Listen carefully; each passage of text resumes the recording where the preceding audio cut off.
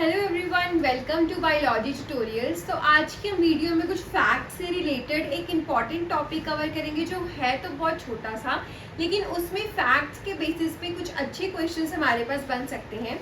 तो replication coupled chromatin formation. अब सबसे इम्पॉर्टेंट चीज़ अगर आप देखो, अगर आप यूकैरियोट्स की रेप्लिकेशन देखोगे और प्रोकैरियोट्स की रेप्लिकेशन देखोगे, देखो जो ई कोलाई है उसका जो साइज है वो छोटा है। 20 मिनट्स में अप्रॉक्सीमेट उसकी रेप्लिकेशन हम बोल देते हैं कंप्लीट हो जाती है। सपोज उसका लाइफ साइकिल इतनी जल्दी कंप्लीट हो जाता है। लेकिन अगर आप यूकैरियोट्स की बात करें तो उनमें क्या है, थोड़ा सा टाइम लगता है। अब रेप्लिकेशन में यूकैरियोट्स को ज़्यादा टाइम क्यों लगता है और प्रोकैरियोट्स को कम इसलिए होता है क्योंकि यूकैरियोट्स में क्या होता है, यूकैरियोट्स में स्ट्रक्चर होता है आपका न्यूक्लियोसोम का। अब न्यूक्लियोसोम का स्ट्रक्चर और डिटेल में हम एक अलग से वीडियो बनाएंगे बिकॉज दैट इज इटसेल्फ और डिटेल टॉपिक। तो न्यूक्लियोसोम का मतलब क्या रहता है कि जो आपका डीएनए होता है वो फ्री नहीं होता। मतलब कि जो भी डीएनए रेप्लिकेशन की मशीनरी है, अगर उसने डीएनए को रेप्लिकेट करना है तो मतलब डीएनए के ऊपर जाके बाइंड करना होगा, हेलिकेज से बाइंड करना होगा, प्राइमेज से बाइंड करना होगा। लेकिन यूकैरियोट्स में क्या होता है, द डीएनए इज रैप्ड। ठीक है, तो वहां पे हिस्टोन प्रोटीन्स होते हैं जिसके आसपास डीएनए रैप होता है। तो पहले हमें उन हिस्टोन प्रोटीन्स को क्या करवाना पड़ता है, रिलीज करवाना पड़ता है।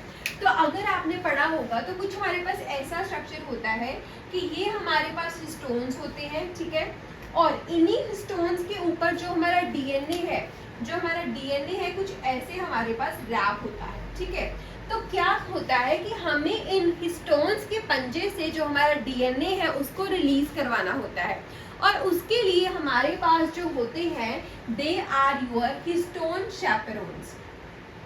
अब शैपेरोन्स क्या होते हैं, जहां कहीं पे भी शैपेरोन्स का मतलब आता है प्रोटीन शैपेरोन्स, हिस्टोन शैपेरोन्स, ये प्रॉपर फोल्डिंग में हेल्प करवाते हैं। किसी चीज को खुलवा रहे हैं फिर दोबारा से फोल्ड करवा रहे हैं, तो ये हमारे शैपेरोन्स होते हैं। ठीक है, तो अब यहाँ पे क्या है कि ये जो हमारा फर्स्ट वाला पार्ट है, this part, it is helping in chromatin disassembly. This is helping in chromatin disassembly.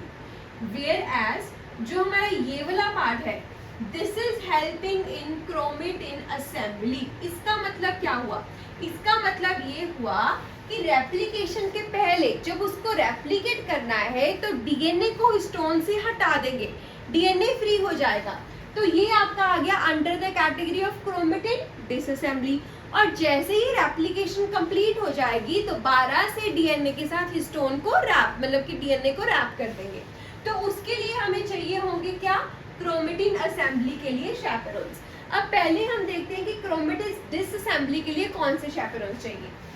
तो सबसे पहले हमारे पास आता है फैक्ट। अब फैक्ट हमारे पास क्या करता है, ये भी क्रोमेटिन डिसअसेंबली में यूज होता है। ठीक है, so this is for chromatin disassembly.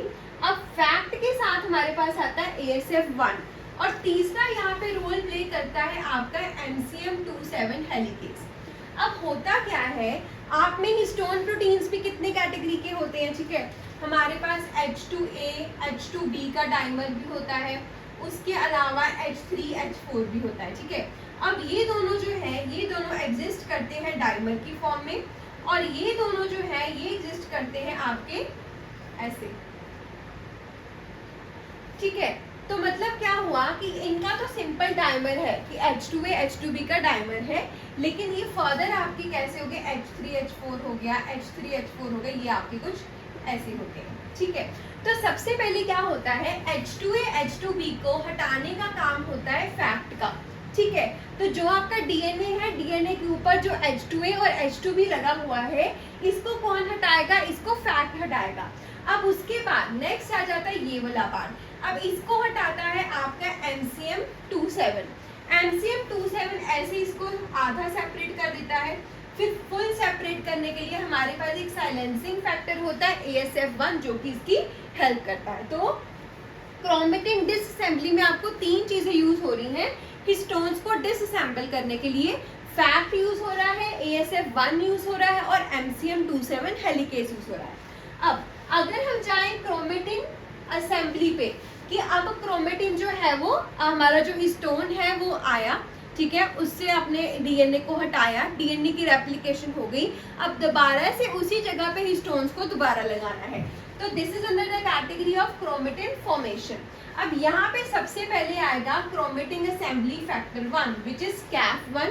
Same way anti silencing factor 1 ASF1 आएगा और RTT106 आएगा।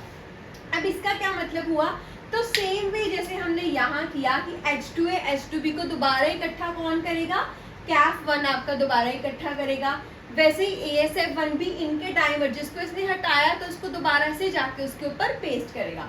उसके अलावा RTT106 भी यहाँ पे हेल्प करता है इन द असेंबली, ठीक है। तो क्रोमेटिन फॉर्मेशन में हमारे पास 3 चीजें आ जाती हैं।